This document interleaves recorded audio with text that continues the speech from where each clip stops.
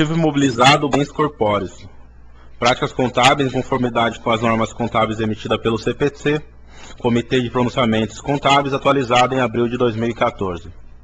Assuntos tratados neste material: relação de ativo imobilizado, bens corpóreos, reparos, manutenções e substituições de partes ou peças, bens obsoletos ou sucateados, revisão do valor contábil impairment. Relação de ativo imobilizado, bens corpóreos. Terrenos. São registrados os terrenos que estão sob o controle da empresa, realmente utilizados nas operações, ou seja, onde se localizam a fábrica, os depósitos, os escritórios, as filiais, as lojas, etc. Os terrenos sem uma destinação específica devem ser classificados no grupo de investimentos. Edificações. São registrados os edifícios que estão em operação, os imóveis ocupados pela administração, fábrica, depósitos, filiais de propriedade da empresa. Não devem ser incluídos nessa conta os valores relativos às instalações elétricas, hidráulicas, etc., que fazem parte da conta instalações. Instalações. São registrados os equipamentos, materiais e custos de implantação relativos a instalações hidráulicas, sanitária, de vapor, de ar comprimido, de comunicações, de climatização, etc., com a característica de serviços indiretos e auxiliares ao processo produtivo da empresa, que apesar de fazerem parte dos edifícios, devem ser segregadas uma vez que a sua vida útil e a depreciação são diferentes. Máquinas e equipamentos. São registradas as máquinas, aparelhos e equipamentos utilizados no processo de produção de bens ou serviços da empresa, ou seja, não são auxiliares, mas diretamente utilizados como base para a realização da atividade da empresa. Equipamentos de informática. São registrados nessa conta as unidades centrais de processamento, as unidades periféricas, bem como as impressoras e terminais. No caso dos programas e aplicativos software adquiridos ou desenvolvidos pela empresa, devem ser apropriados ao resultado se o seu valor não for relevante. No entanto, nos casos de grandes sistemas envolvendo valores significativos, devem ser registrados no ativo intangível e amortizados em função dos períodos a serem beneficiados. Móveis e utensílios. São registrados os valores relativos às mesas, cadeiras, arquivos, estantes, etc., que tenham vida superior a 1 ano.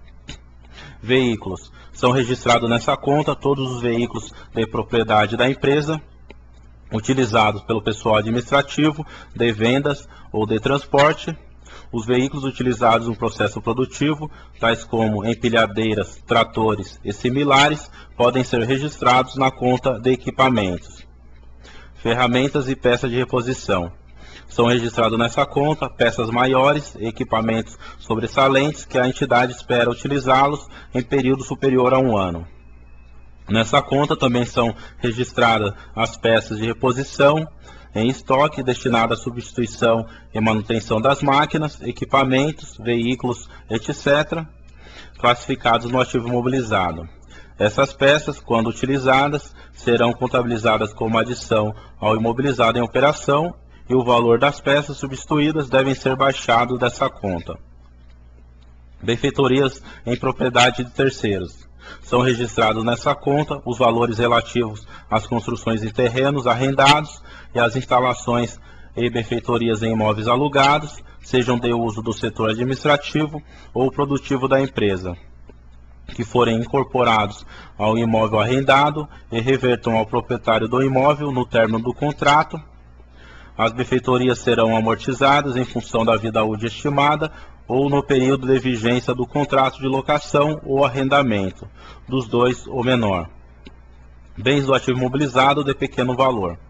A critério da empresa, poderá ser lançado como custo ou despesa operacional o valor de aquisição de bens do ativo imobilizado, cujo prazo de vida útil não ultrapasse 1 ano, ou o valor unitário não seja superior a R$ 326,61, artigo 301 do Regulamento de Imposto de Renda 99 e artigo 30 da Lei 9.249 de 95. Observação importante: o artigo 15 da medida provisória 627 de 2013 alterou o valor unitário para a imobilização para R$ 1.200, com data de vigência a partir de janeiro de 2014. Cabe ressaltar que a MP não foi convertida em lei até a presente data. Construções em andamento. São registrados nessa conta todos os gastos com materiais, mão de obra direta e indireta e outros gastos que a empresa incorrer na construção e instalação, até o momento em que os bens entram em operação, quando são reclassificados para as contas específicas do grupo imobilizado em operação. Consórcios.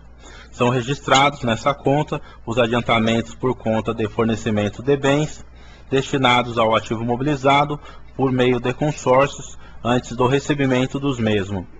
Quando do recebimento do bem, o valor constante dessa conta será transferido para uma conta específica do grupo imobilizado em operação. Os reajustes do valor das prestações a pagar após o recebimento do bem serão reconhecidos contabilmente, tendo como contrapartida a conta de resultado intitulada Variações Monetárias Passivas. Importações em andamento. São registrados nessa conta todos os gastos incorridos desde a assinatura do contrato de câmbio, tais como fretes, comissões, seguros, impostos não recuperáveis, tarifas aduaneiras, etc., até o efetivo desembaraço aduaneiro dos bens importados destinado ao ativo imobilizado. Quando os bens importados forem desembaraçados, será efetuada a transferência dos valores registrados nessa conta para a conta específica do grupo do imobilizado em operação. As variações cambiais passivas ocorridas até a data do desembaraço aduaneiro serão registradas como custo na conta de importação em andamento. A partir da entrada dos bens importados na empresa, devem ser registradas como despesa financeira no resultado do exercício, mediante obediência ao princípio contábil da competência. Reparos, manutenções e substituições de partes ou peças. Os gastos incorridos com melhoria, alterações, recuperações e reparos para manter ou recolocar os ativos em condições normais de uso serão agregados à conta que registra o bem no grupo do ativo imobilizado e depreciados conforme prazo de vida útil previsto, sempre que forem de valores relevantes e aumentarem a vida útil originalmente prevista para o bem. Caso contrário, serão lançados como despesa à medida que os gastos são incorridos. Se há reconhecimento no valor contábil de um item do imobilizado, o custo da reposição de parte desse item, o valor contábil da parte reposta deve ser baixado, independentemente dela ter sido depreciada separadamente. Perante a realização do imposto de renda, pode ser lançado como custo ou despesa operacional o valor de aquisição de bens para o ativo mobilizado, cujo prazo de vida útil não ultrapasse 1 ano ou o valor unitário seja inferior a R$ 326,61, artigo 301 do RIR 99 e artigo 30 da Lei nº 9.249/95. Bens obsoletos ou sucateados. Tratando-se de bens obsoletos, sucateados ou totalmente depreciados, deverão permanecer registrados contabilmente, pois a baixa contábil deve ser concomitante à baixa física do bem, ou seja, com a sua efetiva saída do patrimônio da empresa, e o valor de alienação, caso haja econômico apurável, servirá para apuração da receita eventual ou do valor efetivo de perda. Revisão do valor contábil impermat. O valor contábil do ativo imobilizado deve ser revisado periodicamente. Quando o valor recuperável for menor que o valor contábil, deve ser constituída a provisão para perdas. A companhia deverá efetuar, periodicamente, análise sobre a recuperação dos valores registrados no imobilizado, a fim de que sejam: a. Registradas as perdas de valor do capital aplicado quando houve decisão de interromper os empreendimentos ou atividades a que se destinavam, ou quando comprovado que não poderão produzir resultado suficiente para a recuperação desse valor. B. Revisados e ajustados os critérios utilizados para a determinação da vida útil econômica estimada e para cálculo da depreciação, exaustão e amortização. A aplicação única da regra de custo ao mercado, dos dois ou menor, pode não fazer sentido para a revisão do valor contábil do ativo imobilizado. Este deve ser comparado também com o valor econômico decorrente de seu uso.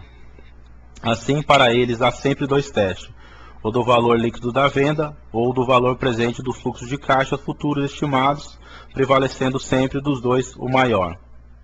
Fontes de consulta para elaboração do manual.